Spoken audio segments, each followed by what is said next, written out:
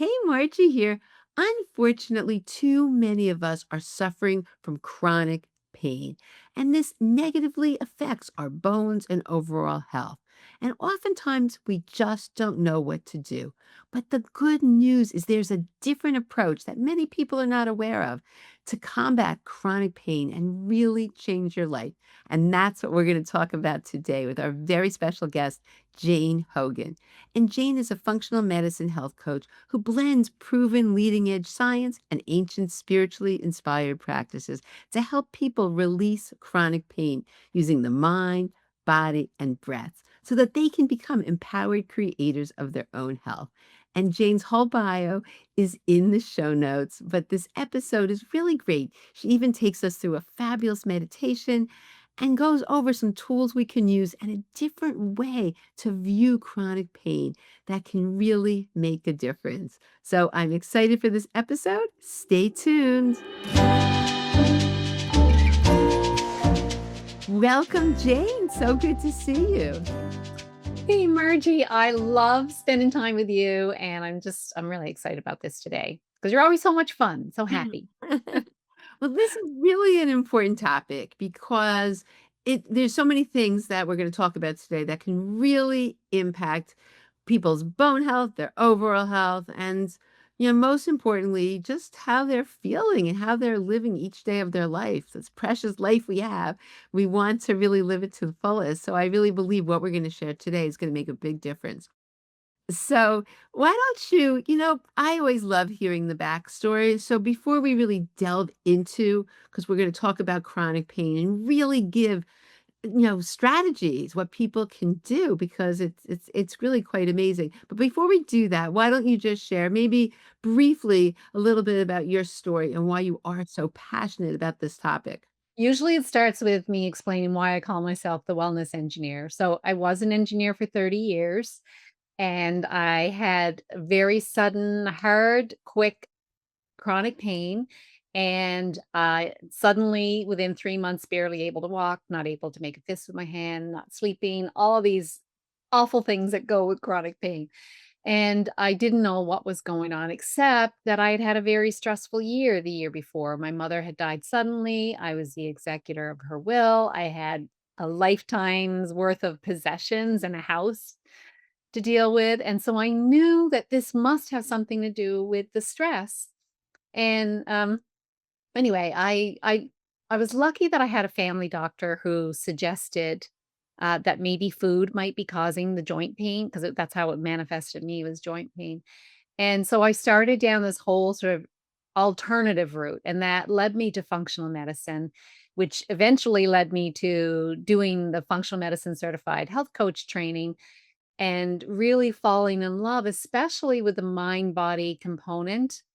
And eventually I decided I had had a little bit of a epiphany, rock bottom, soul wrenching kind of moment where I felt like I was told that I would figure this out and help other people. And so I did figure it out and I reversed my pain. And then I had to help other people, and that's been my mission now. And so I now have a podcast and do all these things, written a book, all these things to help people with chronic pain. As an engineer, I think the fact that I wasn't too into it, in the details, I could have a big perspective, an overall perspective.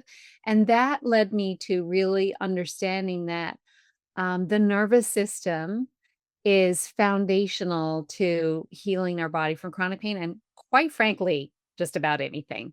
And having been stronger and healthier and having our body just turn on its natural healing ability. It can't do it unless we can get out of this chronic stress state that most of us are in.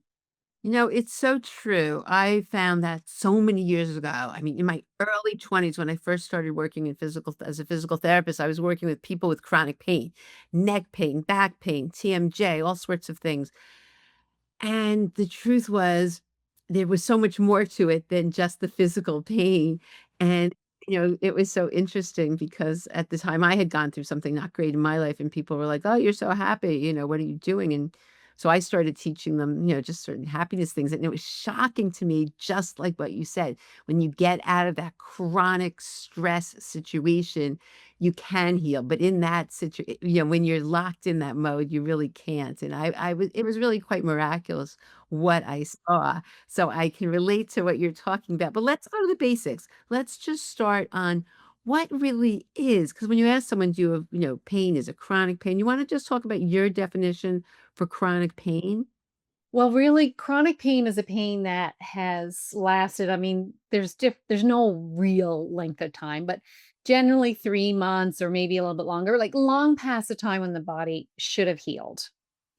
Because, well, if we have something going on, like what we call a structural reason for the pain, so we want to rule out things like tumors or nasty infections or fractures, things like that can really cause um, pain, and it will persist if it's not healing. We want to rule out those kinds of things because the kind of pain that I help people with is more. Um, there's different terms for it, Margie. Some people will call it mind body pain, which I think kind of sets people up to think that it's not real pain. But it is real pain. If you feel pain, it's real. But it's and other words for it are neuroplastic pain, centrally sensitized pain. John Sarno years ago called it TMS pain. Whatever it is, it's pain that the brain has learned, and it keeps a pain pathway going. So literally neural networks in our brain keeping pain going. And so, well, then the brain is really good at learning, right? And then what happens when we have pain or any other kind of illness, could be osteoporosis, we have fear about it. Oh my goodness, what's this going to mean about my future? Well, then our brain is wired to pay attention to pain, to fear, and so it goes, oh, fear and this. All right, we got to keep the pain going. We got to keep this thing going because pain actually is protection. And so, really, what's happened is our brain and nervous system have come to the conclusion that things are not well because we're in a fear state most of the time, and we better start turning on some protection in the form of pain. So that's when it becomes chronic. It hangs on because the pathways are learned. We keep repeating the cycles, and so it just keeps the pain turned on. So we can't keep if we wanna break it, we gotta stop repeating the cycles.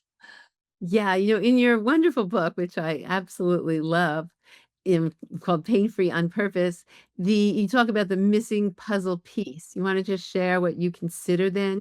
Because when it comes to treatment, chronic pain treatment, this approach really, unfortunately, isn't looked at. So, what do you feel is the missing piece? Yeah, it's not that common because what we usually do when someone has chronic pain, they go to the doctor, they either get something to cover it up, so, painkiller, some form of a painkiller, or cut it out with surgery or inject it that, hopefully that will cover it up in a different way. So we're not really most people aren't given the advice of, "Oh, this pain is actually protection, and what we've gotta do is teach your body it doesn't have to protect." And, so it's a whole different approach, but there's a lot of studies behind it now, Margie, really showing that it is working. There's the Boulder back pain study, for example, where they took, I think it was around 150 or so participants and split them into 3 groups. One received a placebo, one received normal care, so whatever the painkillers, that whatever that was. And then the 3rd group received this, what they call brain reprocessing therapy. So they went through this processing to teach the brain not to be afraid of the pain. So all these people had had back pain for 10 years. And the people who had this pain reprocessing therapy for 8 weeks, they had 2 1-hour sessions for 8 weeks. And I think it was something like 63% of them, their pain was gone after 8 weeks. They'd had pain for 10 years. And then 98% of them had at least some improvement. So it's pretty astounding. Hey, Margie here. High quality supplements are a big part of a comprehensive osteoporosis program. To help you, I offer a significant discount every day in my supplement store through FullScript. FullScript has the most extensive catalog of professional grade supplements and wellness products I've ever found. So all you need to do is go to tinyurl.com. That's tinyurl.com/supplements for less. And you'll get to my FullScript store. And in there, you'll see my favorite bone building supplements. So make sure to check it out. And the link will also be in the show notes. So let's get back to the show. Oh, absolutely. Yeah. People aren't thinking of pain in that way. Because we're taught if we've got pain, there must be a physical reason for it. And there may have been at one point, or maybe there was an old injury where the brain already knew a bit of a pathway for creating pain for that. So it kind of went there first because that's the easiest path. It's an already learned path. So it's actually such a different approach that people aren't really thinking about. So it's a missing piece. Yeah, really. And how does someone know if they're keeping themselves in this cycle of pain? Like, are there certain, are there certain things that they could be aware of? Like, oh gosh, that's exactly what I'm doing. Well, it's really interesting that we turn on pain or sorry, we turn on protection um, in our personality long before we get physical pain. So this is always interesting. Whenever I do my webinars, I ask these questions. How many of you are people pleasers, are perfectionists, are very polite? You don't want to say, upset, rock the boat, um, hyper vigilant, hyper independent, um, have trouble setting boundaries. This type of behavior, Gabor Mate in his book, When the Body Says No, talks about these as behavioral adaptations. We probably created them either when we're very young or throughout our life as a way to also protect ourselves because we're built in to want people to like us. We're built in to want safety. And so if we can't, especially as little kids, if we can't fight and we can't flee, we got to do something else. So we create, often people call it fawning. We create that behavior that will hold we're not consciously thinking of this, but we create these behaviors to help people like us so we feel safer and accepted in our family unit. And then we hang on to those behaviors because we know them kind of well and they serve us pretty well in life in a lot of ways, right? I did engineering. That really helped in that field. But so actually, so when I ask the question, people will say, I've got all of those. I tend to hear this over and over again. But then it shows up in other ways physically before pain, tightness, stiffness, bracing, like you may notice you're always like holding your belly. You could have skin issues, digestive issues are really common as well. Other illnesses, because the whole thing is when our body shifts over into that fight, flight, fear, stress response, well, then it's putting digestion on hold. The hormonal system goes to the back burner as well. That doesn't matter that much if, as far as our brain is concerned, we're in mortal danger.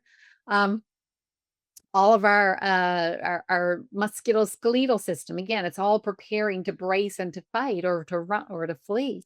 So we're seeing some of those physical things happening first as well. So I mean, years ago, even though I'd had this, what I call like the straw that broke the camel's back when my mother died, um over my whole life I had mild trauma, not big trauma, mild trauma, just older sibling teasing me, but it set me up for this, I have to protect myself, and so I was in my 20s and I was going to a chiropractor because I had, tight neck and my shoulders hurt, and I constantly have rotator cuff problems, tendinitis, so things like that are kind of indicators that your body is protecting you. In your book, I really like you have that quiz where you have all those questions and people can sort of rate themselves and see where they fit. Yeah. I think that's so helpful because a lot of times we really just, we go through life and we don't think about it. And, this is just so critical. The piece where you're keeping yourself in this state of stress, everything's breaking down, and the sad thing with stress is that it increases the osteoclast, the cells that actually break down your bone, and, people just don't realize that this is so critical. So not only Yeah. is there, and we're gonna talk about techniques moving on, but, not only do you wanna break this cycle in so many ways, but when you do, your pain gets better, your bones get better. It's just amazing that people can really improve, and they don't realize that there is so much hope when you just change the way you're viewing it and, have your approach to it. So I Mhm. love this and love the work that you And do. Margie, you know about the connection between cortisol and osteoporosis. If we're stressed, it's not good for our bones. So these techniques, even if you don't have chronic pain, these techniques that I teach can help anyone. I feel like it's like we can help anyone with anything, but really everyone can benefit from calming their nervous system. It's just going to help every aspect of your life. So true. But when you do have chronic pain, it really sets you up. All the things that we're going to do to help our bones, to exercise, have the motivation to improve your diet, to be active, all those things. It's hard. It's hard when when you're sitting in this stress and in this chronic pain. So I think this is just so helpful. So Jane, are we ready? Is there anything else we need to know before we go to some of the solutions here? Well, I think so we talked about the missing puzzle piece, and the thing that I talk about is that people keep doing that keeps them in chronic pain. That's like the biggest mistake, right? They don't even realize that they're having the pain, and then they're having their thoughts about the pain. Of course, it's completely reasonable to to feel, like, afraid for your future. I felt like that too. It's like, "Oh my goodness, I don't we're not gonna be able to be in this house. I can't even manage the stairs. What am I gonna do? We're not gonna be able to travel. How am I gonna" it's normal to go down that road of having those worries. However, if we wanna change things, we can't keep repeating that pattern. So, that the definition of insanity is doing the same thing over and over and expecting a different result. So people don't I find the biggest challenge I have is helping people see that their mind, their thoughts have an impact on their physical body, but they do, absolutely. And so people don't understand the power that they have. And I would say even that the fact that you have chronic pain is evidence of how powerful your mind is. So I like that little reminder of it's actually evidence that you're powerful. It's funny. As a physical therapist, you really see this because, you're touching muscles and you're working on things, and you can see when someone is upset about something or, mentally it really goes along, or someone's been in a situation that's just been so negative. They come, their muscles are so tight. And, so I've witnessed this for years on that level in terms of the physical aspects of the pain and of the mind really creating this. And sometimes when they just let go, or it's incredible what happens. So I just can't agree with you more on this. So what's the simple solutions? Okay, so we have this chronic pain and we've done your quiz, and I just have to say the book is so great, Jane. I'm so excited for this to get out to Thank the you. world because you have so many solutions, and you make it really easy because each chapter you sum up the key points, and then you have real doable items that people can put in their life that are great. So tell us, okay, so sorry, we have the chronic pain and we're thinking maybe this is us. Yeah. So what is the simple solution here?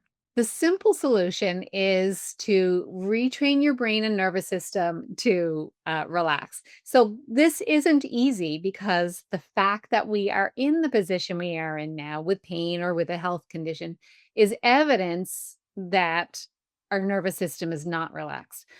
Now, it's very simple. The stuff that I've got in this book is not rocket science, really. It's all science-based. Every practice that I have, it's science-based, but the We have no shortage of information. Everyone's got this information. What we need is a plan to implement it. So what I've got in part 2 of the book is my what I call my design blueprint. So, I'm an engineer, so I love to frame things around engineering terms. So the design blueprint, the word design is an acronym for the 6 steps, which stand for desire, explore, surrender, integrate, generate, navigate. So there's 6 steps. There are 2 simple habits for each step. And so we're moving through a process here where we're starting the very first habit is create calm. And but it's not just like do it once in a while. It's take the time to create calm in your morning, sometime in the middle of the day, and towards the end of the day. Because we need to have that reset to bring our nervous system back. Now that create calm, if it could be meditation, it could be just focusing on your breathing. And so I kind of start a lot of these with a simple first step. So I start it with the breath work. So I say, do 3 minutes of calm breathing 3 times a day. That's it. It's not like a hard thing to do. The hard thing is remembering to do it. And so I also talk about how to make habits stick as well. So I draw on a lot of the work on the habit research. There's a great book by you can tell I read a lot. Great book by James Clear called Atomic Habits, which is on the bestseller list for years. And so we talk about what makes habits work. So whenever I'm introducing a new habit, I talk about that we have to make the habit obvious, we have to make it attractive, we have to make it easy, and we have to make it satisfying. So I have suggestions on how to do all those things, how to make it obvious, how to make it attractive, how to make it easy, how to make it satisfying so that it can set you up for success in bringing in this habit.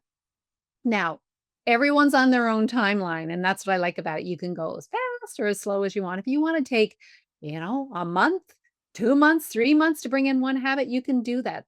It's a real roadmap that you can use and personalize it for you. Oh, I love that, and it really does work. I on my bookshelf is that yeah, it's right here.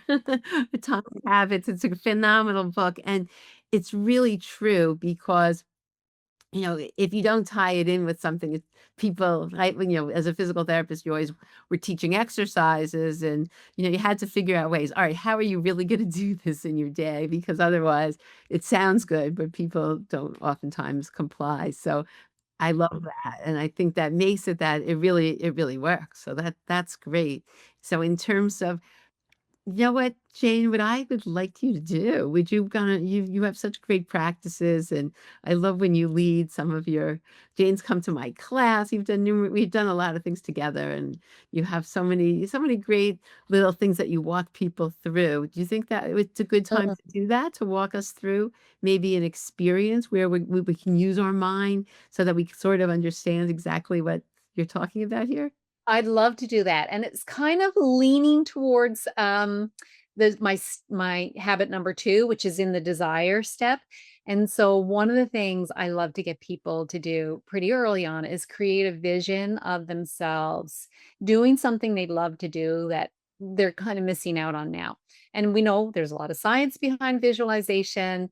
We know from, athletes use it, but also we know that the brain actually will start to develop musculature and to go to support whatever it is you're visualizing. Not only that, it feels good. When it feels good, we're getting into calming that nervous system again. So I love this. So let's do this little visualization. So before we start, I just want everyone to think about something you'd love to do that you can't do now, or maybe you are doing it now, but something you'd love to do that you feel really good doing. So just kind of get that into mind and then we'll get comfortable and I'll invite you to close your eyes down. So, you ready? All right. Okay. So just let your hands relax in your lap. You can have palms down, palms up, or at your sides, whatever's most comfortable for you. Just absolutely get comfortable. And then when you're ready, you can close your eyes. And let's just take a few moments to notice how you're supported. Whatever you're sitting on or lying on, you're fully supported by that right now. So just notice. The surface that you're in contact with is fully supporting you. And notice your breathing now. You don't need to change anything, but just notice the cool air on the inhale and the warmer air as you exhale.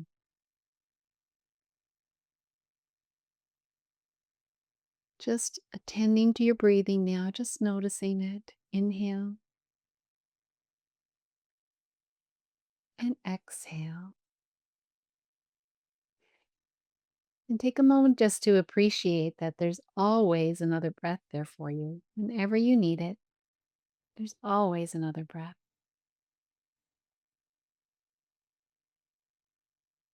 And now I'd love for you to think about that activity we talked about, something you'd love to do. Maybe you can't do it now, but you'd like to do it.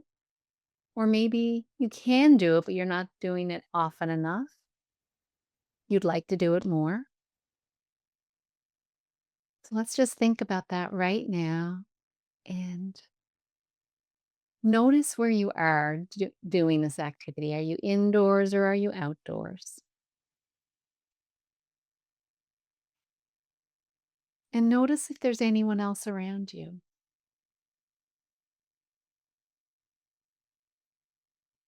Notice what you see. Are there different colors? What objects do you see? Or maybe you're seeing things in nature. Just look around you now, notice those things.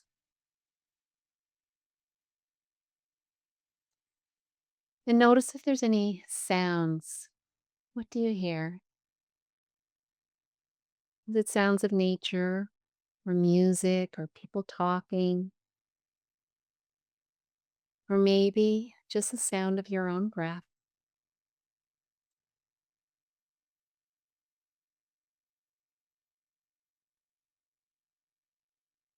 And notice what you feel. What's underneath your feet? Do you feel anything on your skin? The touch of the clothes you're wearing? Maybe a breeze? Do you feel any warmth or coolness?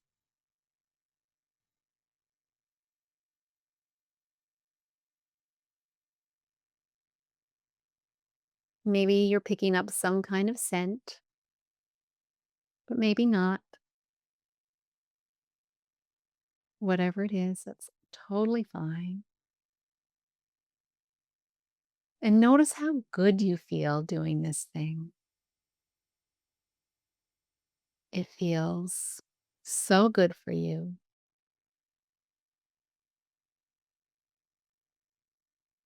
Can you find the emotion, the word for the emotion that you're feeling? Is it joy? Is it love? Is it are you feeling a sense of vitality or freedom? Happiness? What is it? See if you can pick a one word.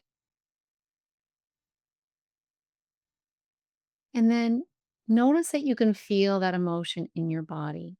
So switch from thinking about that emotion to feeling it in your body. Just a little scan down below your head, go to the throat, going down to the chest and the heart area, down below the ribs, solar plexus, into the belly. What area is standing out for you? And if you're not really sure, just go to your heart.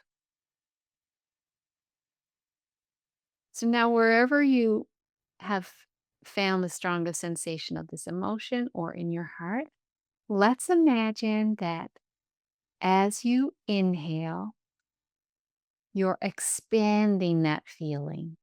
So with every inhale, let it get a little bit bigger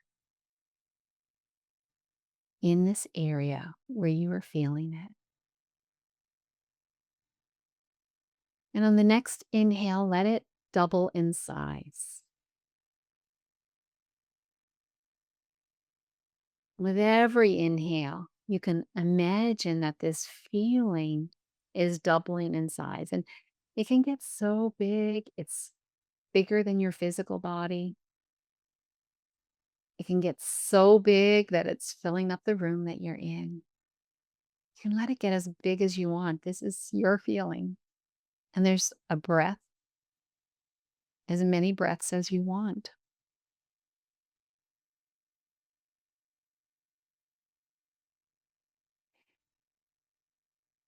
And just notice again how good it feels. Maybe you're experiencing some kind of sensations, whatever they are, just notice. And next, we're going to pull this feeling back. Imagine that you're pulling it back. This is mine.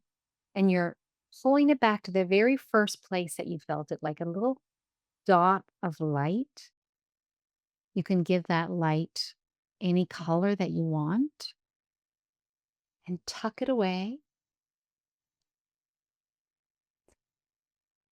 And now, whenever you want to feel this feeling again, all you need to do is go back to that little point of light. And you can use your breath to inhale and make it bigger and bigger and bigger, as big as you want, and then pull it back. This is your feeling. You've taught your body how to feel it. You can do it whenever you want. So now it's tucked away. And let's just imagine or notice the breath again. Notice you're inhaling and exhaling. And notice the surface that you're sitting or lying on again. And maybe wiggle your fingers and toes. Move in any way that feels good for you right now. Maybe you want to twist your spine. And one last inhale and exhale. And when you're ready, you can slowly, slowly begin to open your eyes again. Wow, Jane, I'm so relaxed now. It's going to be hard to do anything else. That was great. And look how, I mean, everybody, how does that change you? It's amazing in a very short period of time how we can feel so different. And that's what's just so amazing, and that's why I just love this work, and I think people don't appreciate how powerful it is, and when we're trying to heal ourselves and improve whatever condition, we have, including osteoporosis, we can't ignore this, and this is like the fast track really, because It is. right? Once we do this, then everything else sort of falls in place. It just makes our path so much easier. So I Mm, agree with you that this is foundational and really can help everyone regardless of what level you're on. mhm. So, yeah, I'm so glad that you were here today. Now, a couple things. So tell everybody because I Jane sent me a copy of the book, but it will be out by the time that you're listening to this podcast. Mhm. So why don't you just tell us about the book, and then you have something really special when people order it. So why don't you just share all the details with everybody? Yes, well, I mean, I'm so excited about this book coming out and it's really been such a labor of love for me. It's gonna be available on Amazon and, wherever you buy books. Um, you can if you go to my website though, I will have a link for you to go buy the book, but the great thing about coming to my website, and Margie will have the link, is that you you'll get extra bonuses. So you buy the book, come back to my website, put in your information about where you bought it, and then you're going to get such great bonuses. I've got a pain to peace challenge. I've got guided meditations. I've got guided books. I've got a bonus chapter. I've got a master class. So there's a whole lot of extra things that you get. Like it's just to really support you. And I'm leading you on a path to help you create that calm in your nervous system to make all the difference in the world. And just the one other thing that's so beautiful about this is when you begin to notice this is what it feels like to feel calm, then you notice when you're shifting out of it. You're more quickly notice when you're shifting out of it. And then you've got the tools to bring you back again. So that's what I love. So thank you so much for asking about that, Margie.